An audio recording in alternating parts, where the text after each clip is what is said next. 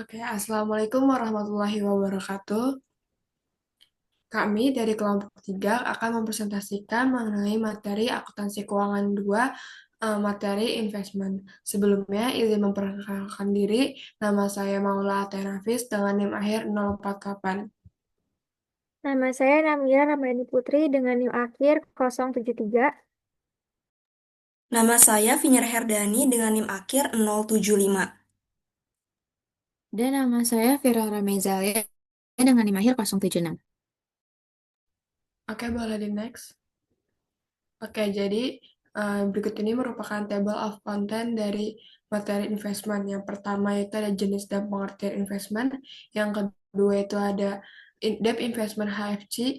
Yang ketiga itu ada debt investment HFCS. Yang keempat ada debt investment trading.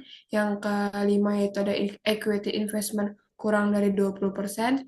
Yang keenam itu ada equity investment di antara 20% sampai 50%. Yang ketujuh itu ada equity investment lebih besar dari 50%. Yang terakhir itu ada soal dan pembahasan. Boleh soal next. Oke, untuk selanjutnya akan dibantu oleh rekan saya. Oke, jadi pertama-tama kita akan membahas terkait dengan investment. Nah, dalam dunia keuangan terdapat dua jenis dari investment, yaitu yang pertama ada debt investment dan yang kedua ada equity investment. Nah, kedua jenis ini memiliki karakteristik, tujuan, dan risiko yang berbeda-beda, serta dijadikan pilihan utama oleh para investor dalam mengelola portofolio keuangan mereka. Nah, kita mulai dari pembahasan debt investment terlebih dahulu.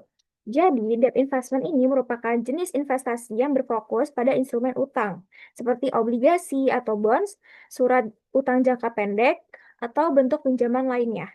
Nah, dalam skema ini, investor bertindak sebagai pemberi pinjaman, sedangkan pihak yang menerima investasi bertindak sebagai peminjam. Jadi, hubungan yang tercipta bersifat konstruktual, di mana pihak penerbit utang memiliki kewajiban untuk mengembalikan dana pokok beserta bunga tetapnya atau fixed interest dalam periode waktu tertentu. Nah, dengan kata lain, investor mendapatkan pemasukan berupa pendapatan bunga yang sifatnya teratur dan terjadwal. Karena adanya kewajiban pembayaran dari pihak penerbit, debt investment cenderung dianggap sebagai investasi yang lebih stabil dan beresiko rendah dibandingkan equity. Nah, oleh karena itu, jenis investment ini sering dipilih oleh investor untuk memiliki profit resiko yang konservatif atau yang ingin mendapatkan arus kas tetap. Nah, misalnya perusahaan yang membutuhkan pendapatan pasif untuk operasional hariannya. Selain itu, instrumen utang juga digunakan oleh perusahaan sebagai sumber pembiayaan eksternal, tanpa harus melepas kepemilikan sahamnya mereka masing-masing. Nah, selanjutnya kita akan beralih ke yang kedua, yaitu equity investment. Nah, berbeda dengan debt investment, equity investment itu lebih berfokus kepada kepemilikan saham di suatu perusahaan. Dalam hal ini, investor membeli saham sebagai bentuk penyertaan modal, sehingga secara otomatis investor menjadi bagian dari pemilik perusahaan tersebut. Yang artinya, investor memiliki hak atas sebagian aset dan laba perusahaan. Nah, serta bisa memperoleh keuntungan dalam bentuk dividen dan capital gain jika harga saham meningkat. Namun, equity investment ini bukan hanya soal keuntungan aja, tetapi juga banyak investor, terutama di kalangan korporat, di kalangan atas atau kalangan pemerintah, itu memilih berinvestasi dalam saham karena ingin mendapatkan pengaruh dalam suatu perusahaan tersebut. Nah, gimana sih pengaruhnya? Maksudnya itu apa? Nah, jadi ketika suatu perusahaan ini membeli saham kepada perusahaan lain dalam jumlah besar, tujuannya si investor itu bisa lebih dari sekedar mendapatkan return. Tetapi perusahaan itu juga ingin memastikan bahwa kegiatan operasional perusahaan yang dibeli berjalan sesuai dengan kepentingan mereka, atau bahkan ingin memiliki kendali khusus atau kendali langsung ataupun tidak langsung terhadap arah bisnis perusahaan yang kita beli. Nah, inilah mengapa dalam konteks equity investment ini sering kita temukan sebagai istilah pengaruh signifikan atau significant influence atau kepemilikan mayoritas. Hal ini juga berhubungan erat dengan strategis bisnis jangka panjang. Nah, perusahaan ini melakukan equity investment bisa banyak bermanfaat sebagai bagian dari integrasi vertikal dan horizontal untuk memperkuat posisi pasar atau memperluas jaringan usaha. Nah, namun perlu diingat bahwa investasi dalam bentuk saham itu memiliki resiko yang sangat tinggi dibandingkan yang obligasi. Karena nilai saham itu sangat dipengaruhi oleh kondisi pasar, kinerja perusahaan, dan faktor eksternal lainnya. Nah, jadi tidak ada jaminan keuntungan dan investor tuh kalau misalnya mengalami rugi akibat harga pasar saham turun drastis. Nah, jadi oleh karena itu, dalam memilih antara debt investment ataupun equity investment, investor harus memiliki tujuan dari keuangan, tujuan dari perusahaan, profil resiko, dan strategi investasi yang ingin dijalankan. Jadi, untuk debt investment itu lebih cocok untuk investor yang mencari kestabilan dan pendapatan tetap. Sementara untuk yang equity investment itu mencari keuntungan yang lebih tinggi, tetapi untuk resikonya lebih tinggi dibandingkan dari yang debt investment. Nah, dengan demikian kedua jenis aset dengan demikian, kedua jenis aset ini tuh secara menyeluruh.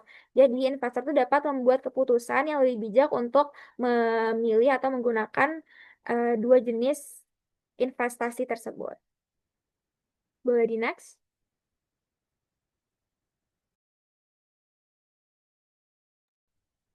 Selanjutnya terdapat jenis-jenis dari debt investment. Adapun jenis-jenis dari debt investment terdiri dari 3 kategori utama. Yang pertama ada held for collection, ada held for collection and selling, dan yang terakhir terdapat trading securities. Untuk held for collection itu merupakan jenis investasi utang atau obligasi yang memang dibeli dengan tujuan untuk disimpan atau dimiliki hingga waktu jatuh tempo. Sedangkan untuk held for collection and selling merupakan jenis investasi utang atau obligasi yang dibeli dengan tujuan untuk disimpan dan kemudian dijual di kemudian hari. Sedangkan pada trading securities merupakan jenis investasi obligasi atau investasi utang yang dibeli dengan tujuan awal untuk dijual kembali atau diperjualbelikan. Boleh di next?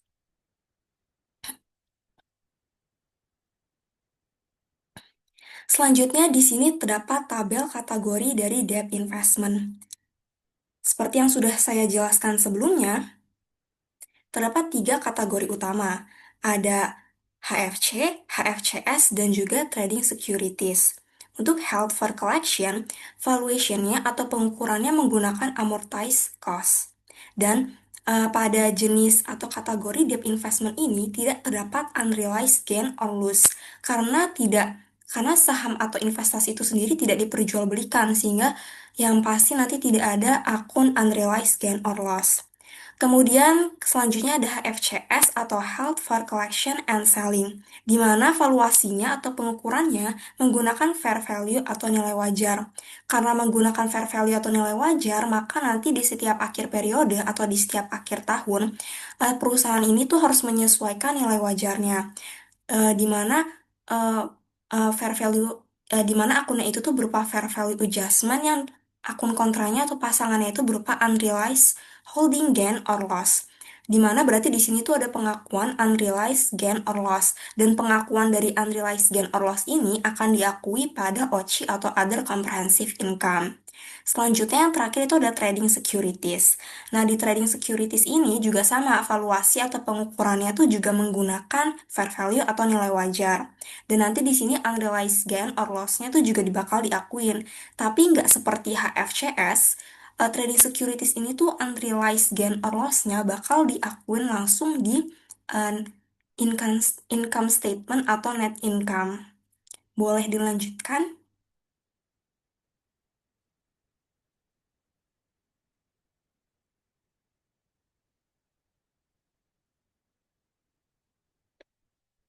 Oke, selanjutnya kita masuk ke penjurnalan dari debt investment held for collection. Di sini kita ada contoh atau ilustrasi soal di mana PT Venera ini membeli bonds vagabond seharga $100.000 dengan nominal rate 8% pada 1 Januari 2019. Adapun jenis bond yang dibeli merupakan jenis diskonto dengan carrying amount sebesar $92.278. Vagabond Bonds ini akan berakhir pada tanggal 1 Januari 2024 dengan market rate-nya itu sebesar 10%. Dan bunganya ini tuh akan diterima setiap semester atau setiap 6 bulan, yaitu di tanggal 1 Juli dan tanggal 1 Januari. Adapun eh, penjurnalan ataupun pencatatan dari pembelian atau record of purchase eh, investasi utang itu akunnya debt investment pada cash, di mana debt investmentnya itu sebesar carrying amount-nya yaitu $92.278 dan cash-nya pun juga begitu seharga $92.278. Boleh di next.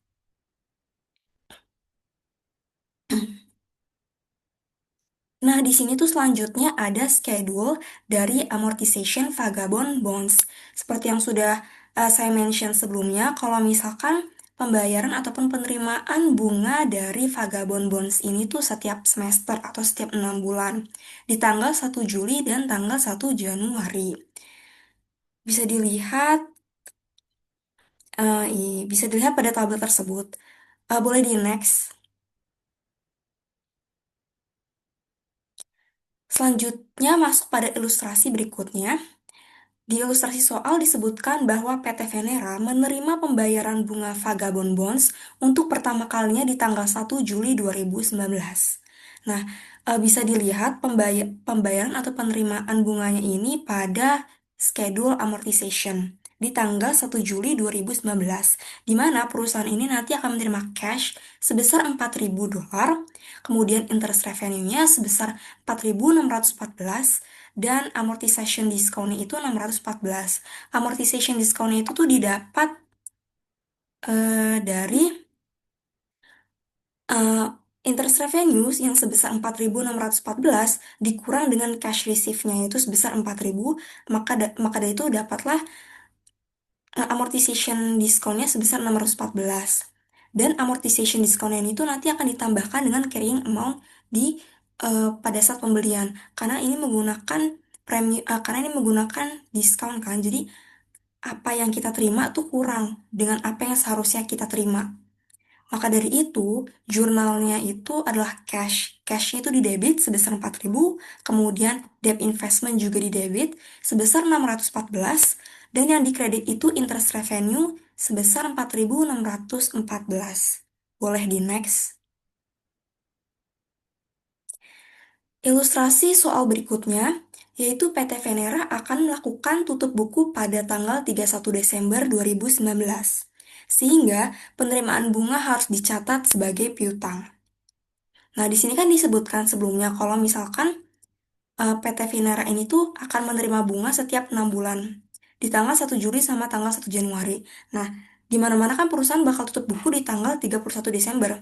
Maka dari itu, bunga yang akan dibayarkan pada tanggal 1 Januari itu kan nggak bisa langsung dibayarkan, harus ditutup buku dulu. Nah, maka dari itu, dari sinilah timbul yang namanya interest receivable, akun interest receivable.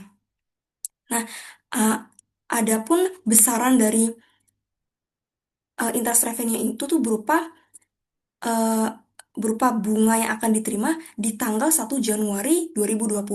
Sehingga untuk penutupan jurnalnya itu interest receivable akan ditaruh di debit sebesar $4.000, kemudian debt investmentnya juga akan taruh di debit juga sebesar $645, dan interest revenue-nya ini akan ditaruh di kredit sebesar $4.645.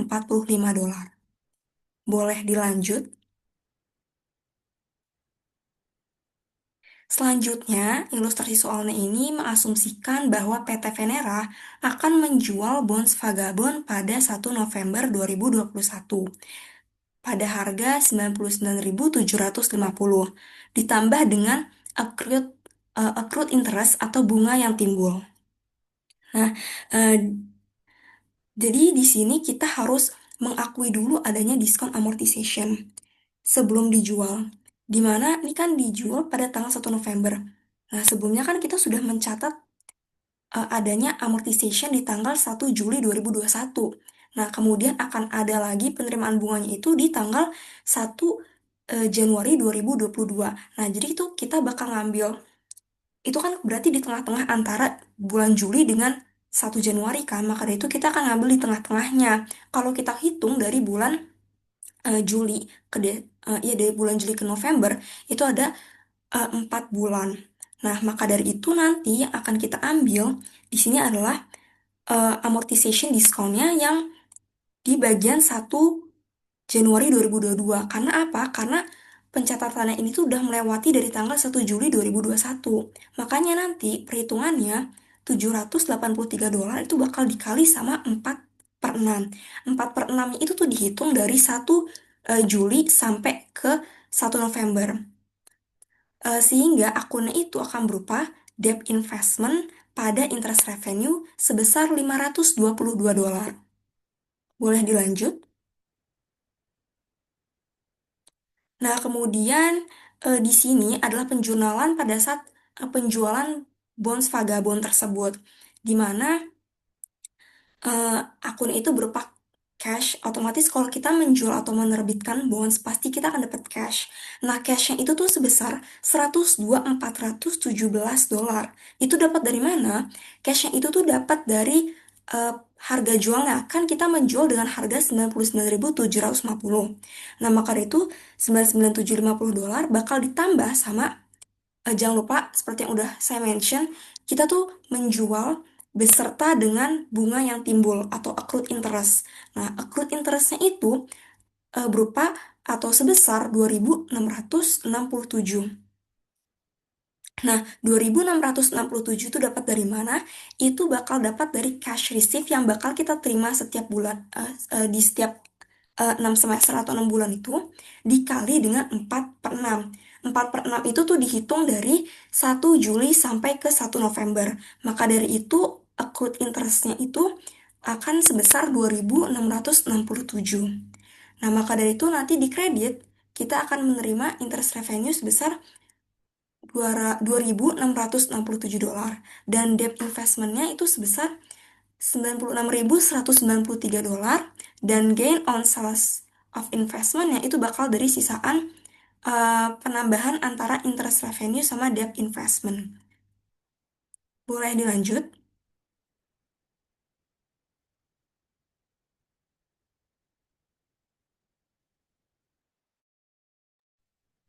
Ya, selanjutnya ini adalah debt investment bagian held for collection and selling atau HFCS. Jadi investasi utang yang ditahan untuk dikumpulkan dan dijual atau held for collection and selling ini mengikuti pencatatan akuntansi yang sama dengan investasi utang yang ditahan untuk dikumpulkan atau held for collection selama periode pelaporan. Artinya investasi tersebut awalnya dicatat pada biaya diamortisasi. Jadi untuk penjurnalannya akan sama seperti dengan held for collection. Namun pada setiap tanggal pelaporan perusahaan harus menyesuaikan biaya diamortisasi ke fair value-nya. Lalu, setiap keuntungan atau kerugian yang belum direalisasikan atau unrealizable gain or loss akan dilaporkan sebagai bagian dari penghasilan komprehensif lain atau other comprehensive income, bukan dalam laporan laba rugi. Oke, ini terdapat ilustrasi. Jadi, graf PLC membeli obligasi senilai 100.000 euro dengan bunga 10% dengan jangka waktu 5 tahun pada 1 Januari 2019 dengan pembayaran bunga setiap 1 Juli dan 1 Januari. Obligasi tersebut dijual dengan harga 108.111 euro sehingga menghasilkan bonus premium sebesar 8.111 euro dan tingkat bunga efektif 8%.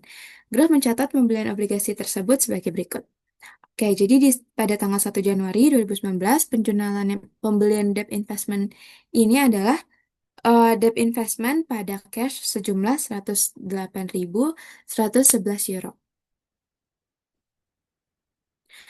Nah, berikut merupakan tabel amortisasi dari bonds tersebut, yakni carrying amount di awal tanggal 1 Januari 2019 itu sejumlah 108.111 euro dan semakin lama akan semakin menurun yang pada akhirnya berjumlah 100.000 sesuai dengan prinsipal.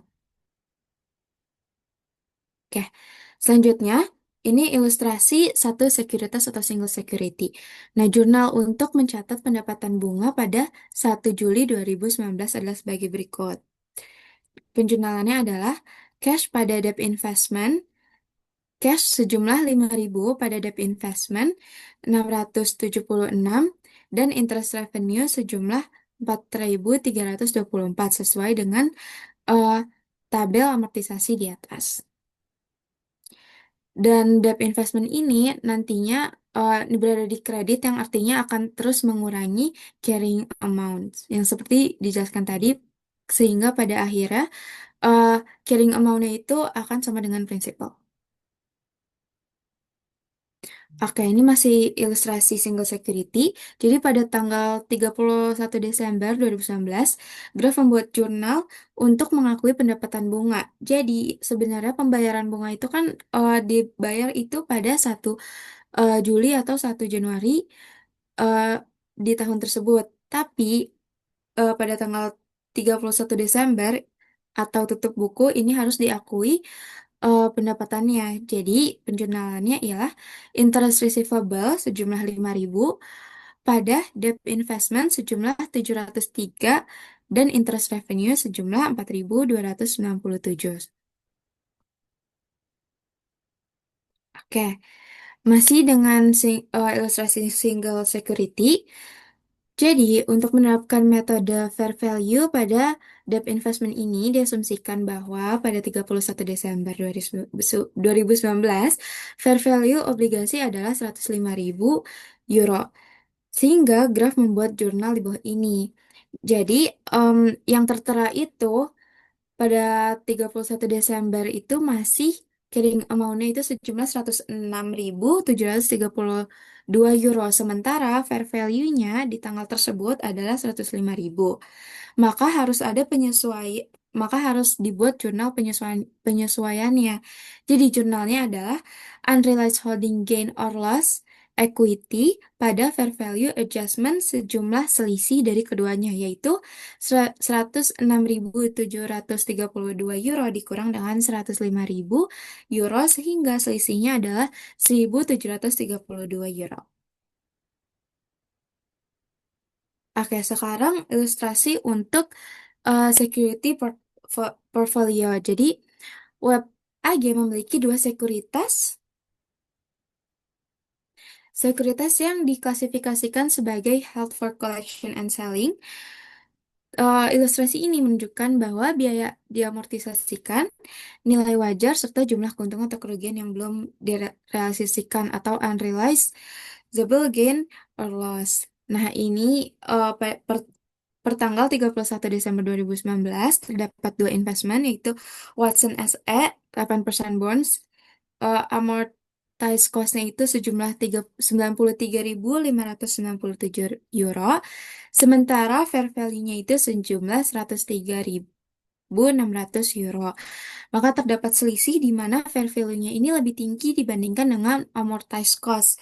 Sehingga akan terdapat unrealized gain sejumlah selisihnya, yaitu selisihnya adalah 10.063 euro. Lalu untuk investment yang kedua, ini terdapat Anacom Group. Amortized cost ya sejumlah 200.000, sementara fair value-nya per tanggal tersebut adalah 180.400. Yang dimana ternyata fair value-nya itu lebih rendah daripada amortized cost. Jadi terdapat unrealized loss sejumlah selisihnya yaitu 19.600. Sehingga total dari unrealized gain or loss-nya itu adalah 9.537. Nah, karena dari periode sebelumnya atau previous uh, periodnya itu belum ada fair value adjustment-nya, jadi di sini fair value adjustment balance ini masih nol. Sehingga nanti akan dicatat fair value adjustment pada kredit jumlah 9.537.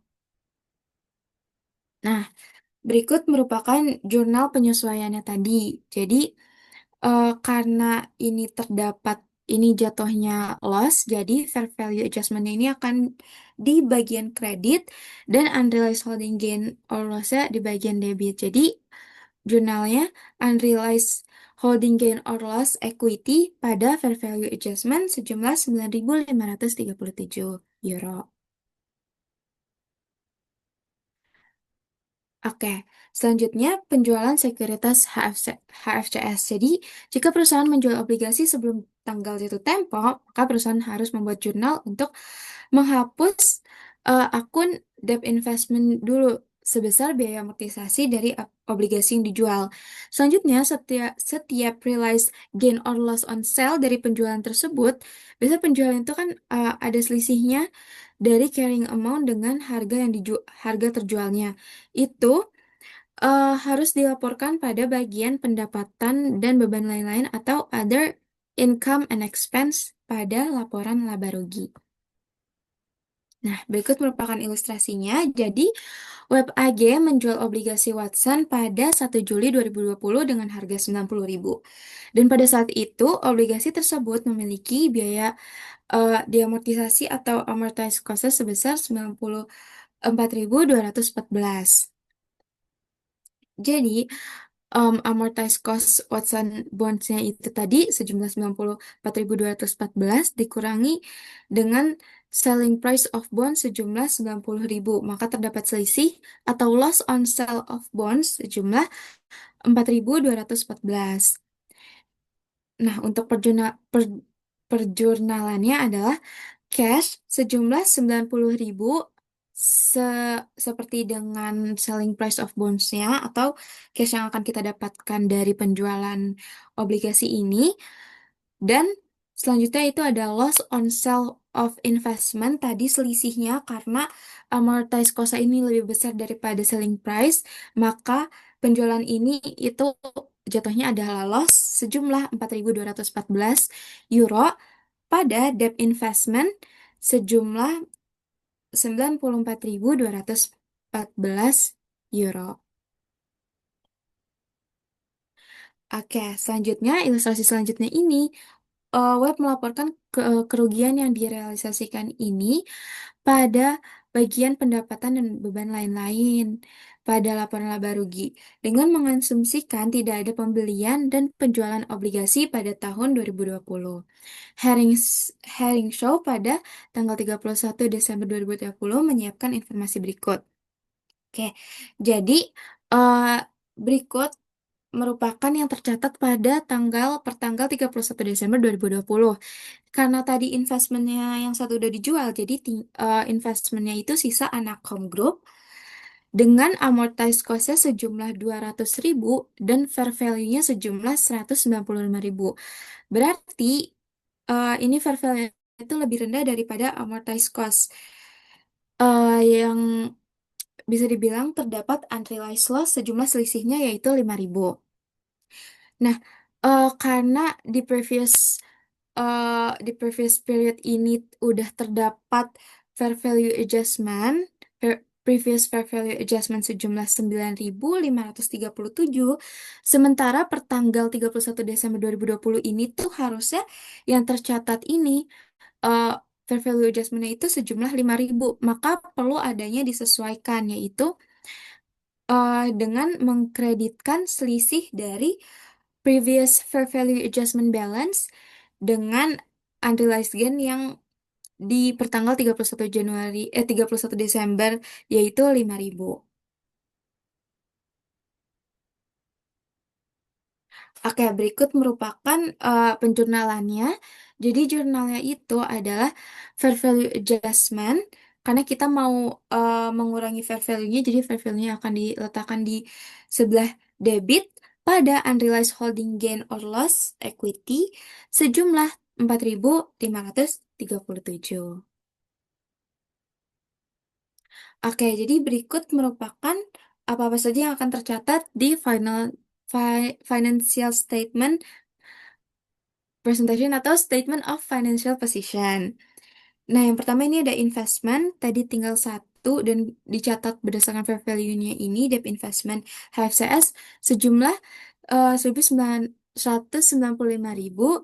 euro. Selanjutnya ada current asset yang berisi interest receivable dan juga terdapat equity accumulated other comprehensive loss sejumlah 5.000 seperti yang tadi sudah disesuaikan. Nah, selanjutnya pada income statement yaitu terdapat other income and expense. Pertama ada interest revenue, selanjutnya ada loss on sale of investment. Ini karena tadi ada penjualan dan penjualannya itu ternyata kita terdapat kerugian, jadi dicatat pada income statement. Pada loss on sale of invest investment sejumlah 4.214. Baik, akan dilanjutkan dengan rekan saya.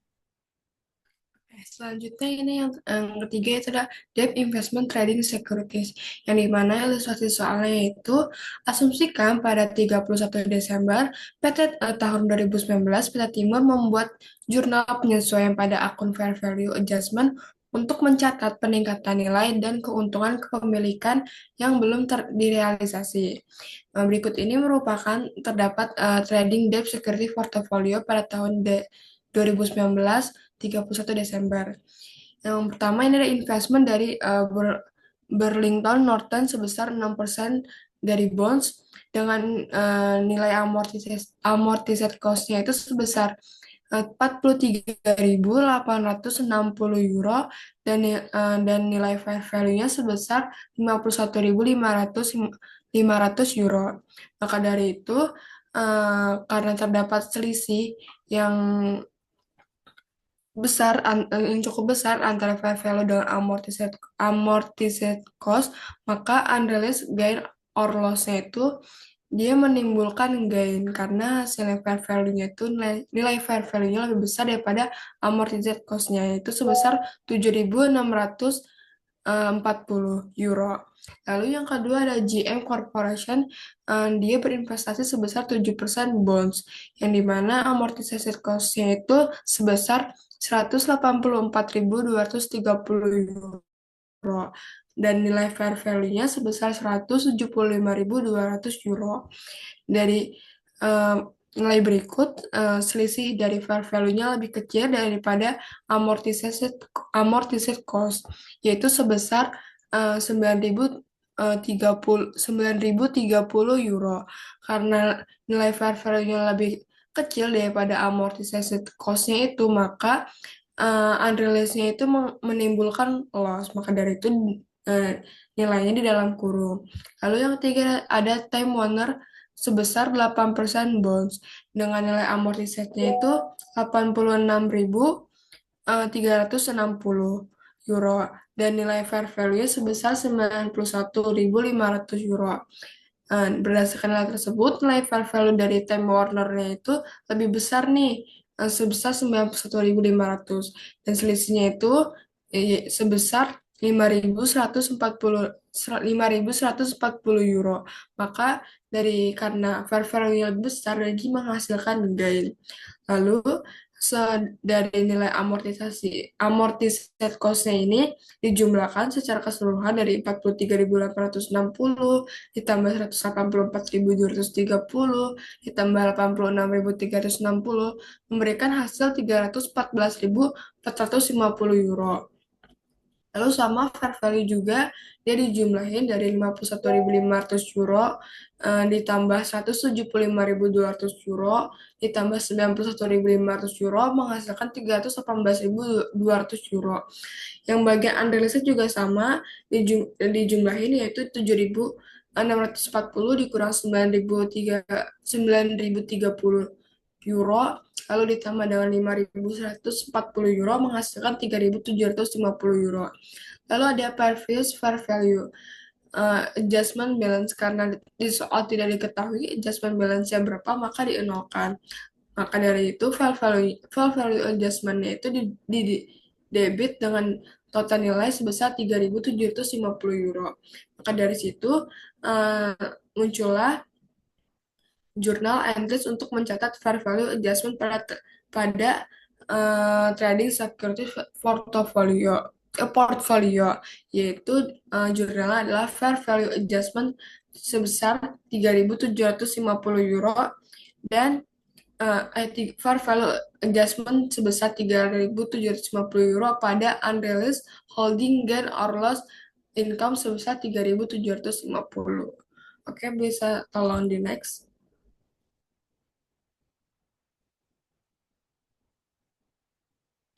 Oke, selanjutnya ini ada tabel dari jenis-jenis equity investment, yang dimana dari jenis-jenis equity investment ini memiliki beberapa kategori. Kategorinya itu yang pertama ada kepemilikan kurang dari 20%.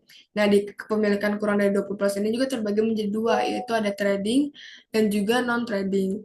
Nah, di trading ini sistem penilaiannya menggunakan fair value. Lalu, uh, unrealized holding gain or loss ini dia pengakuannya diakui pada net income. Lalu pada kategori trading ini pendapatannya itu didapat dari pembagian dividen dan juga gain atau loss dari penjualannya. Lalu yang kedua itu ada non trading yang dimana penilaiannya sama dengan yang trading yaitu menggunakan fair value. Unrealized holding gain or loss-nya juga pengakuannya diakui di other comprehensive income, bukan di net income. Non trading juga diakui pengakuannya di uh, bagian komponen of equity, perhitungan pada bagian equity. Lalu pendapatannya ini sama dengan trading, yaitu dia didapat dari pembagian dividen dan juga gain atau loss dari penjualan. Lalu ada juga terdapat uh, kepemilikan 20%, yaitu kepemilikan di antara 20% dan juga 50%, yang dimana sistem penilaiannya itu menggunakan equity method, ya, yang dimana holding loss ini tidak ada pengakuan dikarenakan mereka menggunakan equity method. Lalu pendapatan lainnya itu didapat dari proporsional, tergantung si investor ini dia menginvestasikan besarnya itu kira-kira berapa berapa persen. Jadi sistem itu proporsional, yaitu sesuai dengan persentase kepemilikan saham si investinya ini. Lalu yang terakhir itu ada kepemilikan lebih besar dari 50%, yang dimana sistem penilaian itu consolidation, yang dimana dengan consolidation ini unrealized holdingnya itu tidak diakui. Lalu sistem pendapatannya juga tidak berlaku karena kalau menggunakan consolidation itu ada perhitungan khususnya. Jadi sistem pendapatannya itu tidak uh, berlaku, tidak sama dengan kategori-kategori yang lainnya. Bisa tolong di next.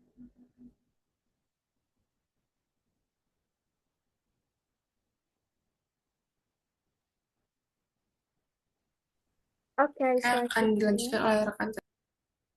Oke, selanjutnya equity investment less than 20% trading. Nah, dalam akuntansi investasi saham, kepemilikan kurang dari 20% umumnya dianggap sebagai non-significant influence.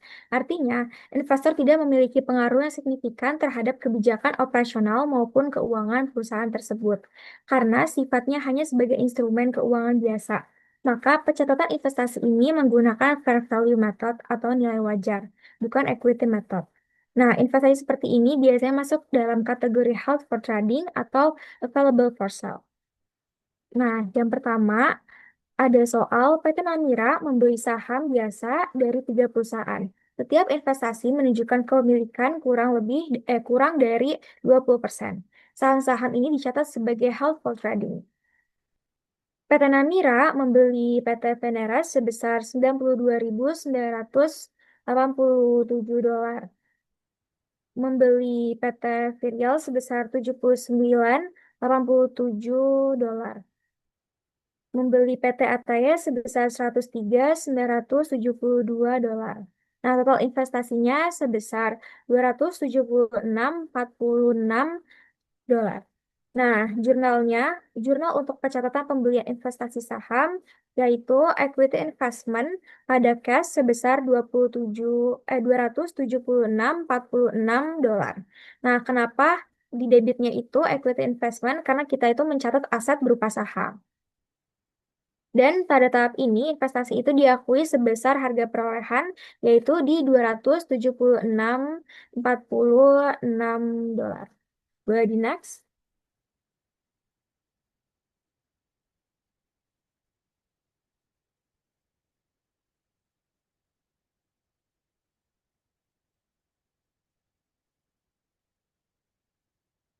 Oke, selanjutnya jurnal ketika menerima dividen dengan cash atas investasi pada perusahaan PT Ataya sebesar 3.800 dolar. Nah, karena kepemilikannya itu di bawah 20%, maka dividen tidak dianggap sebagai pengurang nilai investasi, tetapi langsung dicatat sebagai pendapatan dividen, yaitu jurnalnya adalah cash pada dividen revenue sebesar 3.800 dolar. Nah, kenapa di kreditnya itu ada dividen revenue? Karena dividen itu diberlakukan sebagai income, bukan sebagai pengurang investasi. Boleh di next?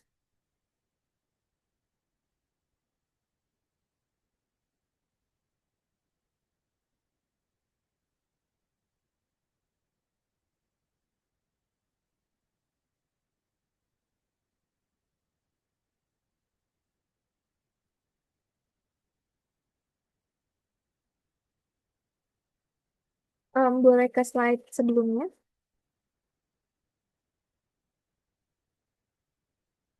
Oke, jadi selanjutnya terdapat soal yaitu jurnal untuk mencatat penurunan nilai wajar dan mengakui kerugian pada 31 Desember 2019. Nah, di sini ada dari Equity Investment Portfolio. Nah, yaitu dibuat untuk jurnal penyesuaiannya. Jurnalnya adalah Unrealized Holding Gain or Loss Income pada Fair Value Adjustment sebesar 35.550 dolar. Nah, karena ini tuh dikategorikan sebagai trading, jadi keuntungan dan kerugian yang belum terrealisasikan atau unrealized itu langsung diakui dalam laporan laba rugi. Nah, dalam ini posisi nilai investasi disesuaikan agar mencerminkan nilai wajar atau fair value yang terkini. Nah, selanjutnya boleh di next.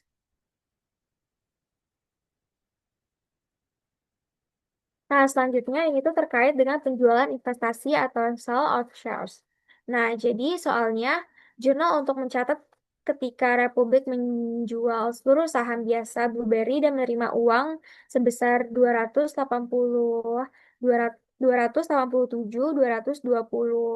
dolar pada tanggal 23 Januari 2020, yaitu jurnalnya ada cash pada equity investment sebesar 287.220 dolar. Maaf, jurnalnya adalah cash pada cash sebesar 287.220 dolar pada equity investment sebesar 259.700 dolar dan gain on sale of investment sebesar 27.520 dolar. Nah, jadi selisih antara harga jual dan nilai tercatat dianggap sebagai laba penjualan investasi yang diakui dalam laporan laba rugi. Nah, karena PT Republik ini membeli saham biasa dari Continental Trucking sebesar 20 lembar.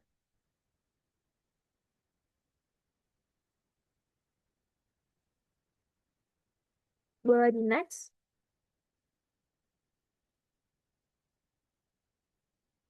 Oke, selanjutnya PT Republik membeli saham biasa dari Continental Trucking sebanyak 20 lembar saham dengan harga 12,75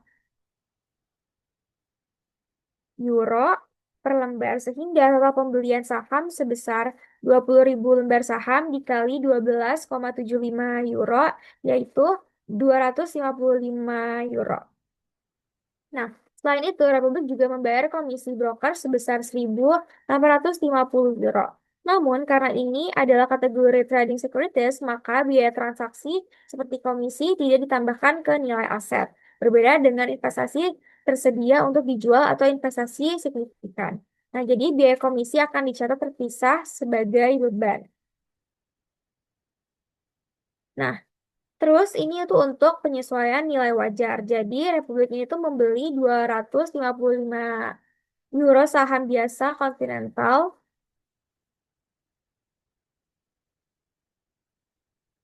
ditambah komisi broker sebesar 1.850 euro, terus portofolio investasi ekuitas Republik pada 31 Desember 2020 menjadi pada 10 Februari 2020. Nah, per 31 Desember 2020, portofolio investasi mengalami kenaikan nilai wajar sebesar 66.100 euro. Nah, ini tuh kenapa? Karena dari 779.900 euro, yaitu fair value, dikurang sama 713.850 euro, yaitu carrying value. Nah, tadi hasilnya itu adalah 66.100 euro, ini tuh dicatat sebagai unrealized gain-nya. Nah, namun sebelumnya perusahaan itu sudah mencatatkan kerugian penyesuaian nilai wajar sebesar 35.550 euro. Nah, maka penyesuaian bersih yang perlu dicatat sekarang itu adalah kenaikan sekarang ditambah sama pembalikan kerugian sebelumnya, yaitu 66.100 euro ditambah sama 35.550 euro. Hasilnya sebesar 101.650 euro. Nah, maka jurnalnya yaitu cash pada gain on sale of investment sebesar 101.650 euro. Nah, penyesuaian ini tuh ditunjukkan bahwa nilai investasi sekarang meningkat dibandingkan sebelumnya. Karena ini adalah trading securities, maka keuntungan dan kerugian belum terrealisasikan atau unrealized gain or loss langsung diakui dalam laporan laba rugi. Boleh di next.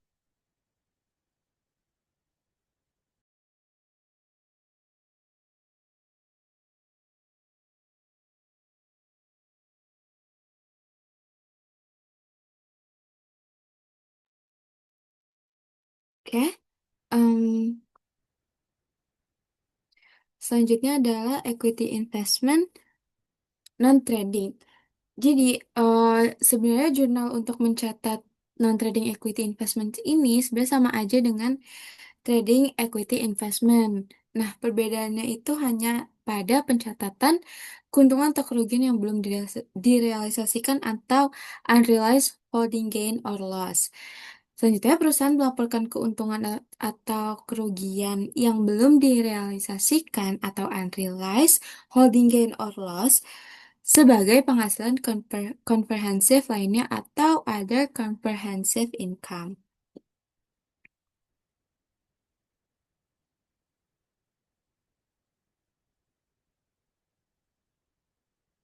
Oke.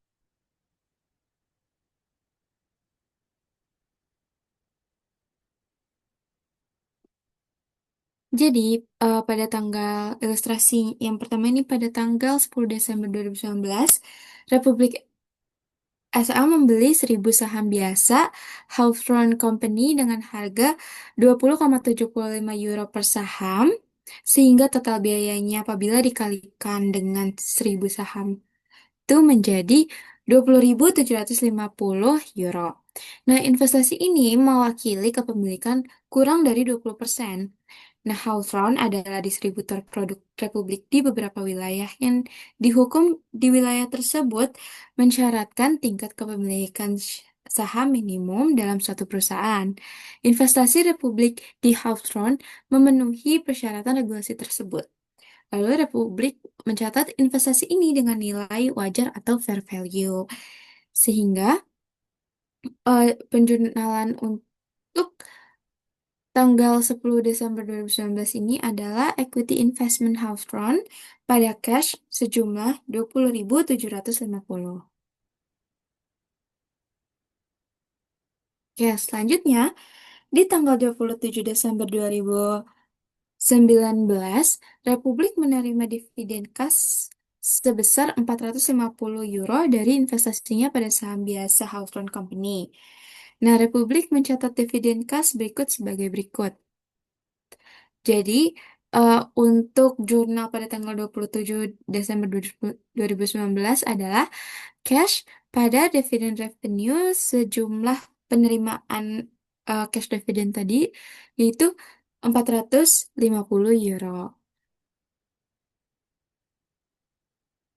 Lalu di tanggal 31 Desember 2019, investasi Republik di Hawthorne memiliki nilai tercatat atau carrying value dan nilai wajar atau fair value seperti di bawah ini. Jadi, untuk Hawthorne Company ini carrying value-nya sejumlah 20.750, sementara fair value-nya sejumlah 24.000, di mana terdapat selisih karena fair value ini lebih tinggi daripada carrying value. Jadi terdapat unrealized gain dan selisihnya sejumlah 3.250 euro.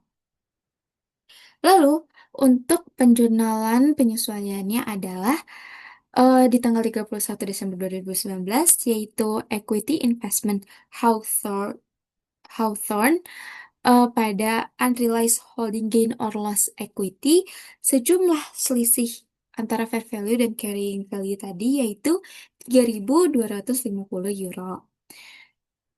Nah, akun investasi ekuitas digunakan karena klasifikasi non-perdagangan diterapkan per investasi atau investment by investment basis, bukan berdasarkan keseluruhan portofolio atau portfolio basis.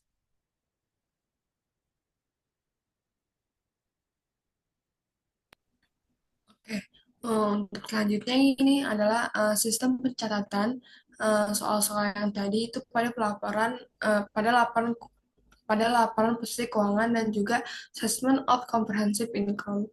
Jadi pada Statement of Financial Position itu terdapat investmentnya itu berupa equity investment dari Hawthorne ini, yaitu sebesar 24.000 euro, yang dimana 24.000 euro ini didapat dari fair value-nya yang berada tadi pada soal sebelumnya. Lalu di bagian equity ini terdapat akun accumulated other comprehensive gain, yang dimana ini didapat juga dari soal yang sebelumnya, yaitu yang sudah kita hitung, yaitu sebesar 3.250 euro. Lalu pada Statement of Comprehensive Income ini terdapat other income and expense, yaitu berupa akun dividen revenue, yang dimana kita pendapatan revenue ini sudah kita hitung pada soal sebelumnya, yaitu sebesar 450 euro. Lalu ada other comprehensive income ini, yaitu terdapat akun unrealized holding gain, di mana ini juga sudah dihitung pada slide sebelumnya, yaitu menghasilkan sebesar 3.250 euro. Boleh di next?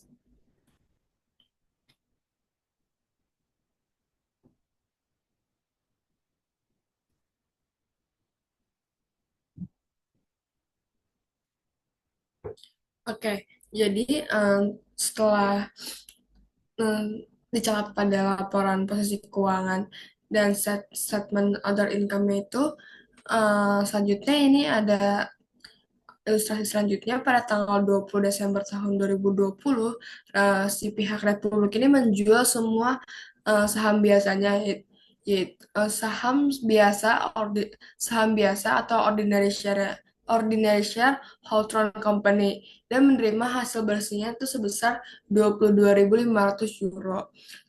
Berikut ini merupakan perhitungannya. Jadi perhitungan itu terdapat ada nilai fair value of Hawthorne Equity Investment pada 31 Desember 2019 itu sebesar kan 24.000 euro, yang dimana itu didapat dari fair value-nya. Lalu ada fair value of Hawthorne Equity Investment di tahun 2020 pada bulan Desember tanggal 20 ini sebesar 22.500.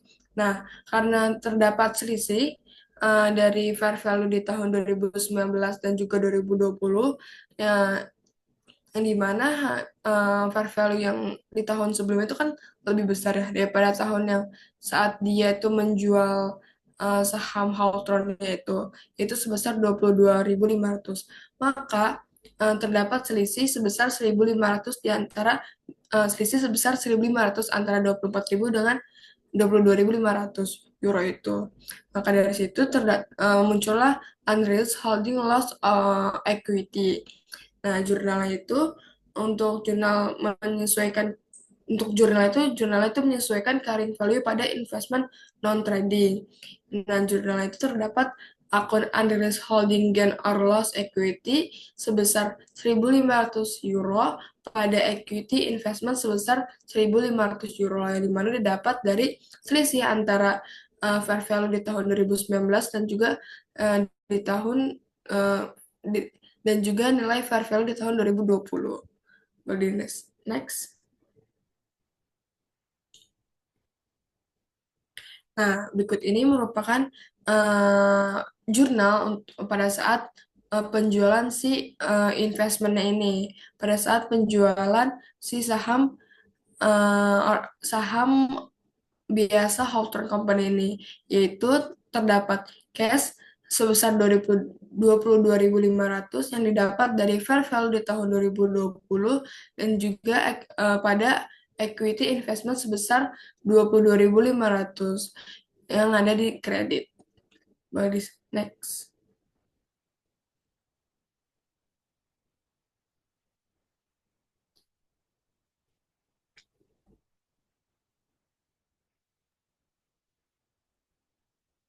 Baik, selanjutnya ada investasi ekuitas kepemilikan saham dari 20% hingga 50%. Ketika seorang investor memiliki saham di perusahaan lain sebesar 20% hingga 50%, maka secara umum diasumsikan bahwa investor tersebut memiliki pengaruh signifikan atas kebijakan keuangan dan operasional perusahaan yang diinvestasikan. Pengaruh signifikan berarti investor dapat berpartisipasi dalam pengambilan keputusan kebijakan keuangan dan operasionalnya, meskipun tidak mengendalikan penuh perusahaan tersebut.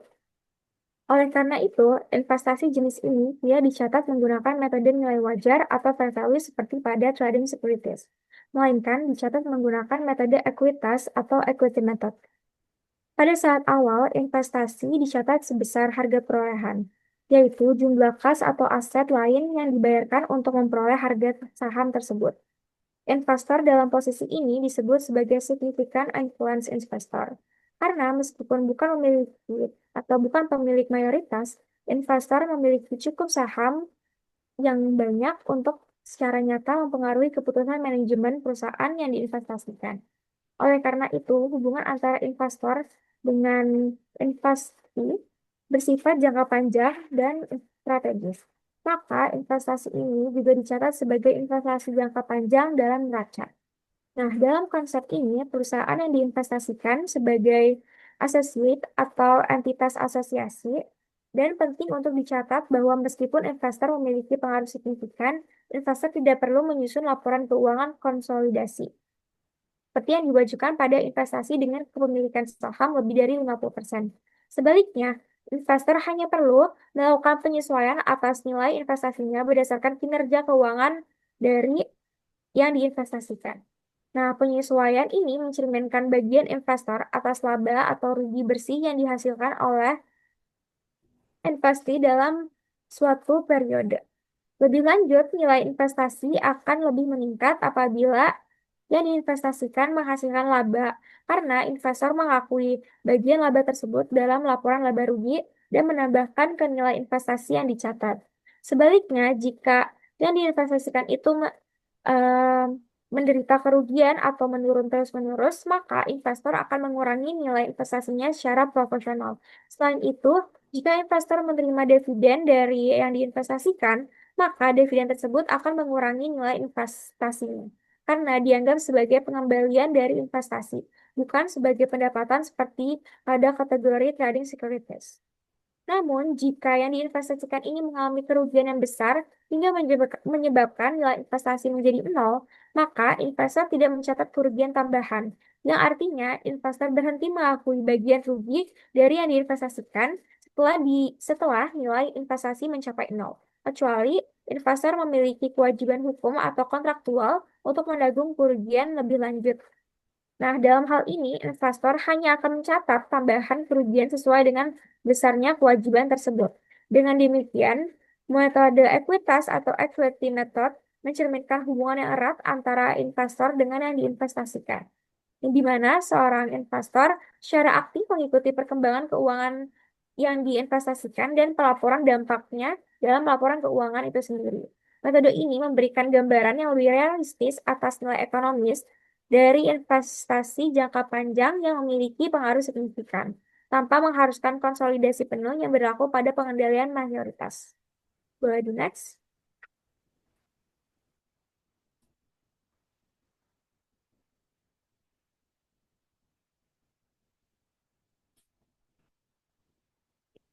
Baik, selanjutnya kepemilikan lebih dari 50%.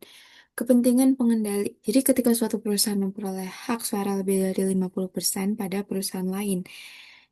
Jadi jika sebuah perusahaan membeli saham dengan hak suara lebih dari 50% pada perusahaan lain, maka perusahaan tersebut memiliki kendali atas perusahaan yang diinvestasikan.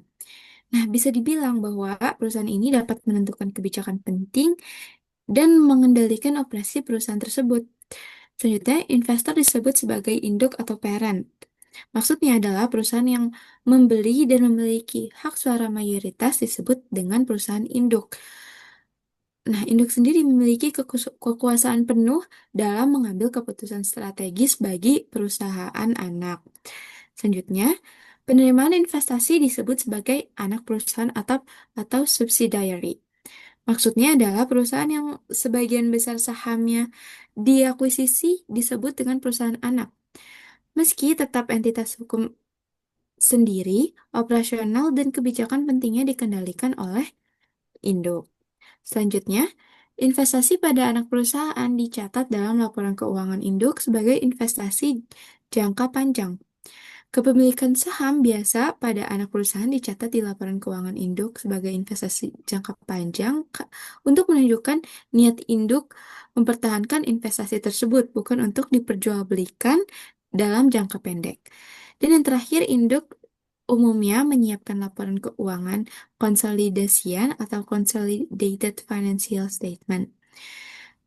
Karena induk mengendalikan karena induk mengendalikan anak, jadi induk umumnya menyusun laporan keuangan konsolidasian, yaitu laporan gabungan yang menampilkan kondisi keuangan induk dan anak sebagai satu entitas ekonomi.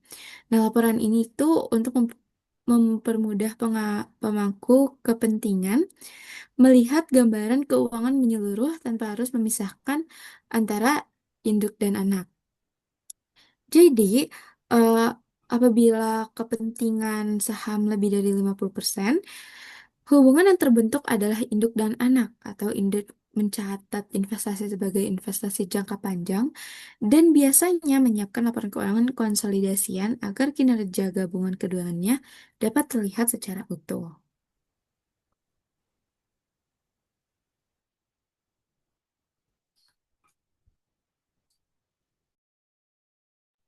Oke, untuk selanjutnya ini ada contoh soal. Jadi untuk contoh soal ini ilustrasinya adalah ingin diverifikasi aset keuangan yang diperjualbelikan atau trading. PT VIA memiliki portofolio saham per 31 Desember tahun 2024 dengan nilai wajar investasi sahamnya itu sebesar 90 juta dolar. Berikut ini rinciannya. Oke, jadi terdapat 3 investor, yaitu ada PT EMA, PT Priti, dan juga PT Prima, yang dimana jumlah saham dari PT EMA ini sebesar 100.000. Lalu, para persahamnya itu sebesar 450 dolar, dengan nilai berarti 45 juta. Lalu, PT Priti ini memiliki jumlah saham sebesar 80.000, dengan nilai par persahamnya itu sebesar 400 dolar. Lalu, dengan nilai keseluruhan itu sebesar 32 juta. Lalu yang ketiga itu ada PT Prima dengan jumlah saham sebesar 50.000. Lalu par per sahamnya itu sejumlah 300 dolar dengan nilai keseluruhan itu sebesar 500 juta. Boleh di next.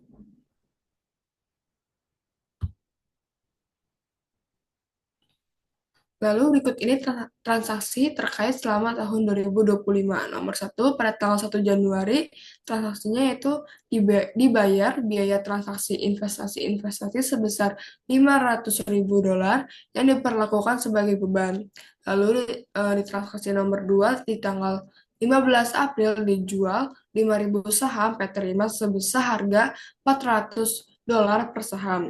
Lalu yang transaksi nomor 3 di tanggal 17 Mei dibeli lagi 20.000 saham PT EMA seharga $500 per saham. Yang transaksi terakhir itu di tanggal 31 Desember diketahui harga pasar saham PT EMA eh, $550 per saham. PT Priti $350 per saham dan PT Rima $320 per saham. Diminta satu, buat keseluruhan jurnal investasi saham tersebut. Yang kedua, berapa saldo nilai investasi saham per 31 Desember 2025. Boleh di next?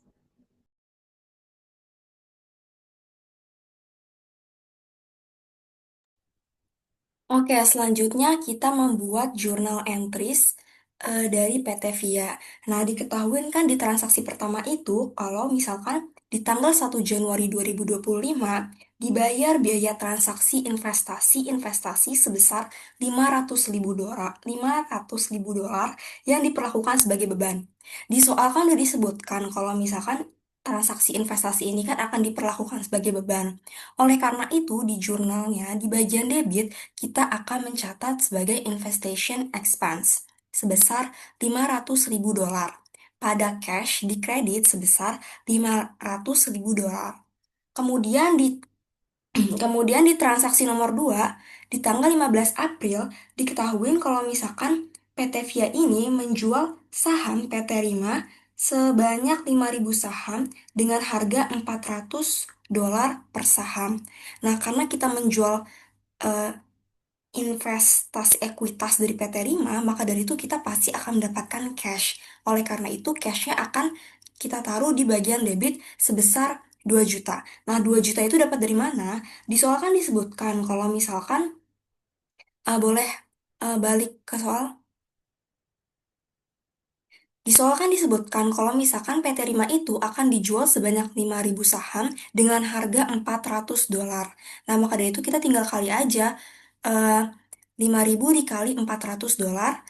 Oleh karena itu kita akan mendapatkan cash sebesar $2 juta. Nah, kemudian yang di kredit kita akan mendapatkan equity investment. Kenapa kita akan mendapatkan equity investment di kredit? Karena equity investment itu otomatis akan bertambah.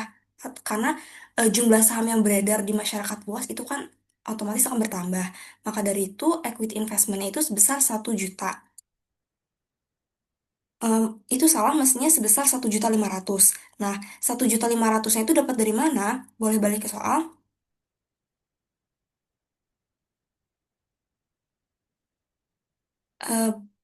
Eh, di soal kan disebutin kalau misalkan eh, jumlah saham yang dijual tuh sebesar 5.000 saham. Dan kalau misalkan kita tahu di soal sebelumnya lagi, boleh balik.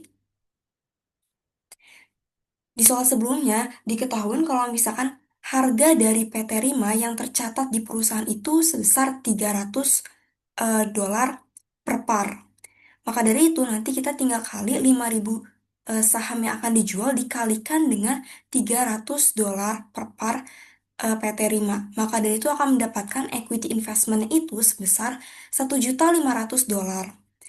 Nah, untuk gain on sales investment itu tinggal selisih aja antara cash dengan equity investment.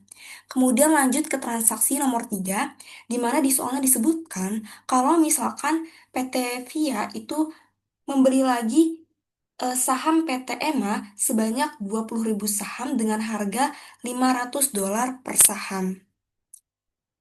Boleh balik ke jurnal. Nah, oleh karena itu, karena kita membeli equity investment, oleh karena itu equity investment yang beredar di masyarakat akan berkurang. Maka dari itu equity investmentnya ditaruh di debit dengan harga $10 juta. Nah, $10 juta itu tuh dapat dari mana? Boleh balik ke soal. Nah, $10 juta itu tinggal kita dapatkan dari 20.000 saham PT EMA dikalikan saja dengan harga belinya kita, harga beli saham dari PT EMA, yaitu $500. Maka dari itu kita bakal dapat equity investment pada cash, dua-duanya tuh sama-sama sebesar 10 juta dolar. Nah, kemudian di transaksi terakhir, transaksi nomor 4 di tanggal 31 Desember di soal diketahui bahwa harga pasar saham dari PT EMA, maksudnya harga pasar saham di sini tuh berupa nilai wajar ya dari masing-masing saham. PT EMA tuh nilai wajarnya $550 per saham. Kemudian PT Priti itu sebesar $350 per saham. Dan untuk PT Rima sebesar $320 per saham. Boleh ke selanjutnya next. Nah, jadi sebetulnya buat nyari nomor 4 ini, kita tuh harus tahu eh, masing-masing, kita harus membandingkan antara masing-masing equity investment yang udah kita dapat di tahun 2024 dengan transaksi yang berlangsung selama 2025. Nah, jadi kita harus kayak ngelis satu-satu itu. Nah, diketahui PT EMA ini memiliki carrying value itu sebesar 55 juta dolar. Nah, 55 juta dolar itu dapat dari mana? 55 juta dolar itu akan didapat dari yang pertama ini kan PT EMA kan awalnya memiliki jumlah saham 100 dengan nilai par 450. Itu tinggal kita kali aja. Maka dari itu kita bakal dapat carrying value dari PT EMA sebesar 45 juta dolar. Nah, tapi nggak sampai di situ. Di tanggal transaksi 17 Mei, transaksi yang ketiga, itu kita bisa lihat kalau misalkan PT Via itu nambah lagi, membeli kembali PT EMA sebanyak 20.000 saham. Nah, oleh karena itu ada penambahan saham kan dari PT EMA. Nah, penambahan saham dari PT EMA ini yang 20.000 saham PT EMA dikalikan dengan harga belinya yaitu $500, itu kan akan mendapatkan 10 juta dolar kan. Nah, 10 juta dolar yang tadi ini akan kita tambah dengan 45 juta dolar tadi. Nah, maka dari itu carrying value dari PT EMA itu sebesar 55 juta dolar. Kemudian lanjut ke PT Priti. PT Priti ini carrying value-nya diketahui jumlah saham, boleh balik ke balik lagi, balik lagi. Nah, PT Priti ini diketahui jumlah sahamnya itu kan 80.000 dolar, 80.000 shares dengan harga per sahamnya itu $400. Nah, maka dari itu carrying value dari PT Priti adalah tinggal 80.000 dikalikan dengan $400. Nah, akan mendapatkan carrying value sebesar 32 juta dolar. Kemudian kita harus mencari carrying value dari PT Rima. Boleh balik ke sebelumnya, PT Rima. Nah, ya, ya, di sini. Nah, carrying value dari PT Rima itu kan diketahui jumlah sahamnya itu 50 ribu. Nah, 50 ribu ini tinggal dikalikan aja sama yang 300 per par saham. Otomatis kan kita akan dapat sekitar 15 juta. Nah, 15 juta ini eh, gak 15 juta ini kan nanti bakal ada kayak pengurangan gitu ya karena di transaksi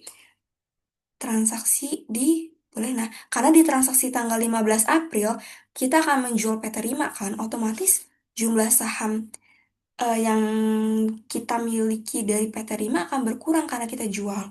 Oleh karena itu pengurangannya itu tadi kan sejumlah pengurangannya 2 juta. Ya, pengurangannya itu kan sejumlah 2 juta. Oleh karena itu nanti yang 15 juta tinggal dikurang sama 12 juta. Sehingga kita akan mendapatkan carrying value-nya itu sekitar 13 13.500.000. Nah, kemudian kita harus mencari fair value dari masing-masing ketiga PT itu tadi. Nah, kalau misalkan fair value dari masing-masing PT tadi itu boleh ke next, next. Nah, next lagi. Next. Bukan, bukan, bukan maksudnya ke bagian yang paling belakang. Eh, nah, iya di sini ya.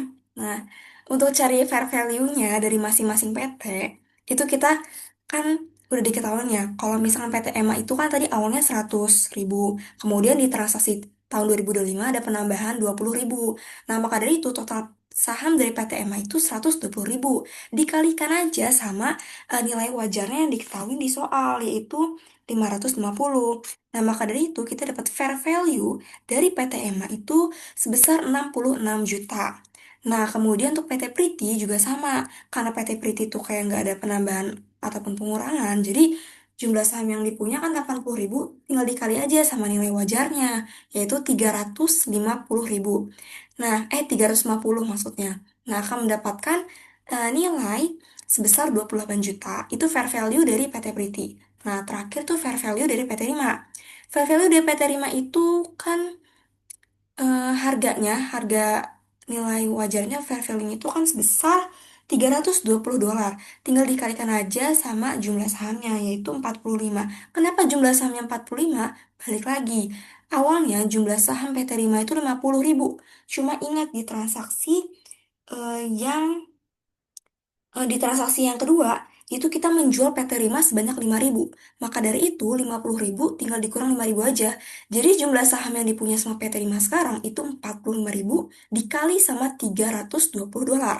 Maka dari itu akan mendapatkan fair value-nya itu sebesar 14.400. Nah, kemudian kita harus mencari unrealized gain dari masing-masing carrying value sama fair value. Setelah dicari, kita akan mendapatkan total dari unrealized gain or loss-nya itu sebesar 7.900.000. Nah, 7.900.000 ini adalah nominal yang tertera di buku besarnya. Jadi, maka dari itu, kita juga harus mencari previous dari fair value. Nah, previous dari fair value-nya boleh di slide sebelumnya.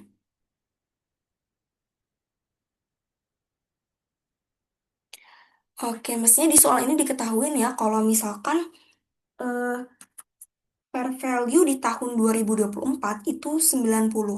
Tapi kenyataannya jumlah sahamnya itu tuh ada 92.000.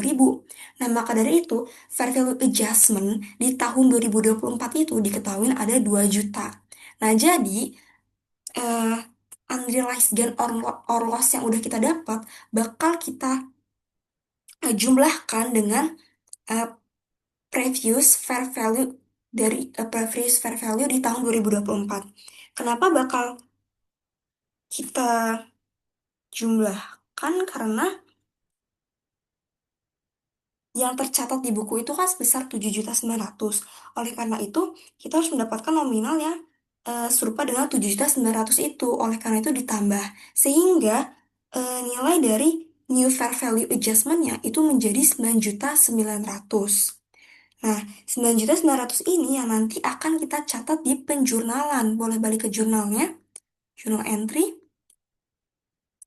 Iya, jurnal entry. Nah, oleh karena itu, nominal yang akan kita catat itu sebesar 9.900 ya. Jadi, fair value adjustment-nya 9.900 eh, pada unrealized holding gain or loss sebesar 9.900 juga. Oke, boleh lanjut ke berikutnya.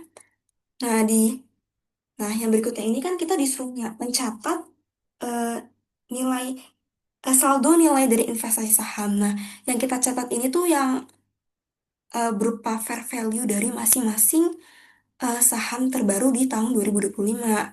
Jadi seperti yang udah saya jelaskan sebelumnya, ini tuh merupakan fair value-nya. Boleh lanjut? Oke.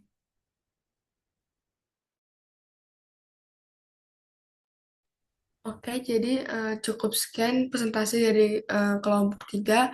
Kurang lebihnya mohon maaf. Semoga apa yang sudah kita presentasikan semoga bermanfaat buat kalian semua. Cukup sekian dan terima kasih. Wassalamualaikum warahmatullahi wabarakatuh.